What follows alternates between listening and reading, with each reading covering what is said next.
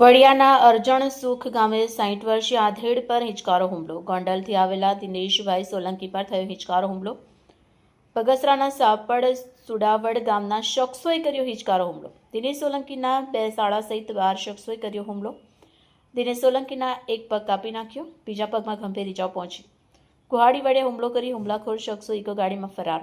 દિનેશ સોલંકીને ગંભીર હાલતમાં અમરેલી હોસ્પિટલ ખસેડાયા.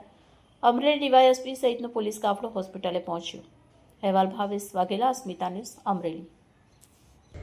વડિયા તાલુકાના અરજણ સુખ ગામે રહેતા ભરતવીર રાઠોડના ઘરે ગોંડલથી દિનેશભાઈ સોલંકીનાઓ આવેલ અને તે દરમિયાન તેમના જ સાપર સુડાવરના વતની તેમના જ શાળાઓ દ્વારા 2 ઇકો ગાડીમાં લગભગ 12 થી 13 જણા આવેલ અને તેમના પર જીવલેણ હુમલો કરેલ. તેમના બંને પગ પર ખૂબ જ ગંભીર ઈજા પહોંચાડેલ. હાલમાં જે પણ ભોગ બનનાર છે તેને અમરેલી સિવિલ હોસ્પિટલ ખાતે લાવવામાં આવેલ છે. આગળ કાર્યવાહી ચાલુ છે.